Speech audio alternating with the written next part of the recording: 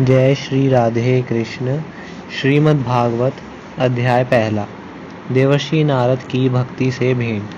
पूर्व काल में इसे संकादि मुनियों ने देवर्षि नारद को सुनाया था। शौनक जी ने पूछा, नारद जी का संकादि के साथ संयोग कहाँ हुआ और विधि विधान के श्रवण में उनकी प्रीति कैसे हुई। सूत जी ने कहा, अब मैं तुम्हें वह भक्तिपूर्ण कथा सुनाता हूँ जो श्री सुखदेव जी ने मुझे अपना अनन्य शिष्य जानकर एकांत में सुनाया था। एक दिन विशालपुरी में चारों निर्मल संकादि ऋषि सत्संग के लिए आए। वहां उन्होंने नारद जी को देखा। संकादि ने नारद जी से पूछा, हे ब्राह्मण, आप चिंतातुर कैसे हैं। नारद जी ने कहा, मैं सर्वोत्तम रूप समझकर पृथ्वी पर आया था। यहाँ पुष्कर, प्रयाग, काशी, नासिक, हरिद्वार और कुरुक्षेत्र तीर्थों में मैं विचरता रहा, किंतु मन को संतोष देने वाली शांति कहीं नहीं मिली। इस समय कलयुग का पूरा प्रभाव है।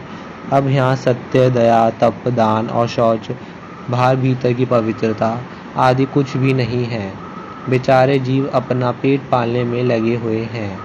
मैंने देखा कि कलयुग में जो अपने को साधु संत कहते हैं वह पूरे पाखंडी हो गए हैं। देखने में तो वह विरक्त हैं, लेकिन स्त्री, धन आदि सभी का परिग्रह करते हैं। घरों में स्त्रियों का राज्य है। स्त्री पुरुषों में आपस में कलह मचा रहता है। लोग कन्याओं को बेचते हैं। इस समय ना कोई योगी है, ना ही कोई सिद्ध, ना ही ज्ञानी और ना ही कोई सत्कर्म करने वाला है। कलयुग में यदि कोई ब्राह्मण कथा करता है तो उसकी दृष्टि धन पर रहती है। तपस्वी भी तपस्या का ढोंग करने लगे हैं, जिससे तपस्या का फल खत्म हो गया है। पंडितों की ये दशा है कि वह अपनी स्त्रियों के साथ सिर्फ भोग भोगने में लगे रहते हैं, इसलिए वह पंडित जन भी भ्रष्ट हो गए हैं।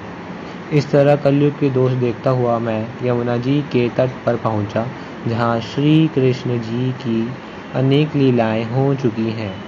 यमुना जी के तट पर मैंने एक बड़ा आश्चर्य देखा। वहां एक युवती खिन्न मन से बैठी थी। उसके पास दो वृद्ध पुरुष अचेत अवस्था में पड़े जोर जोर से सांस ले रहे थे, और वह तरुणी उन्हें कभी जगाने की कोशिश करती और कभी रोने लगती। उसके चारों ओर सैकड़ों स्त्रियां पंखा जल रही थी और उसे बार बार समझाती जाती थी। ये सब देखकर मैंने कौतूहलवश उस युवती से पूछा, हे देवी, तुम कौन हो? ये दोनों पुरुष तुम्हारे क्या लगते हैं? तुम्हारे पास ये कमल नयनी देवियां कौन हैं? अपने दुख का कारण विस्तार से बताओ। युवती ने कहा, मेरा नाम भक्ति है। ज्ञान और वैराग्य नामक ये मेरे दो पुत्र हैं। समय के फेर से ये दोनों जर्जर हो गए हैं। ये देवियां गंगा जी आदि नदियां हैं। ये सब मेरी सेवा करने आई हैं। इस प्रकार साक्षात देवियों द्वारा सेवित होने पर भी मुझे सुख शांति नहीं है। मैं द्रविड़ देश में उत्पन्न हुई, कर्नाटक में पली बढ़ी, महाराष्ट्र में सम्मानित हुई, किंतु गुजरात में मुझे बुढ़ापे ने आ घेरा और वहाँ कलयुग ने मेरे अंग भंग कर दिए। वृंदावन धाम आकर मैं पुनः तरुणी हुई, पर मेरे दोनों पुत्र जर्जर ही रहे। इसी दुख से मैं दुखी हूँ। माता जवान है जबकि पुत्र बूढ़े। ये विपरीतता क्यों? आप परम बुद्धिमान हैं, इसका क्या कारण हो सकता है, बताइए। नारद जी ने कहा, हे देवी, सावधान होकर सुनो। ये दारुण कलयुग है।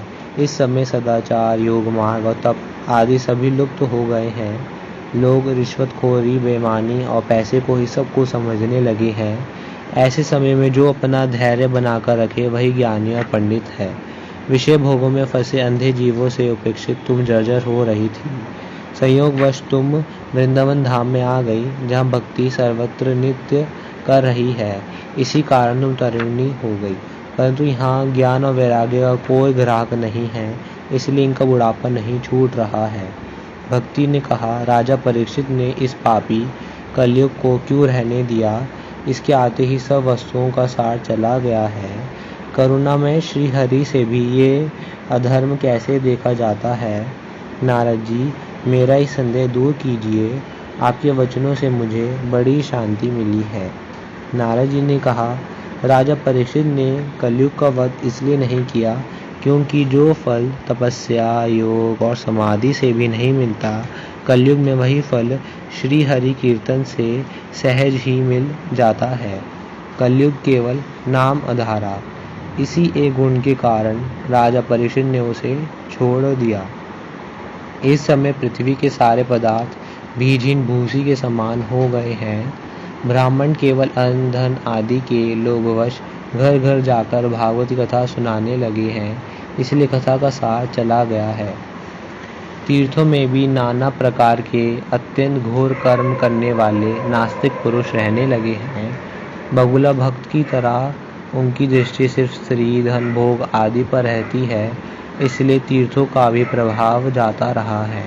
जिनका चित्त निरंतर काम क्रोध लोभ एवं तृष्णा से तपता रहता है, वे भी तपस्या का ढोंग करने लगे हैं, इसलिए तपस्या का भी सार निकल गया है। अतः ये सारे साधन मुक्ति दिलाने में असमर्थ हैं। इस प्रकार जगह जगह सभी वस्तुओं का सार लुप्त हो गया है। ये तो इस कलयुग का स्वभाव ही है, इसमें किसी का दोष नहीं है।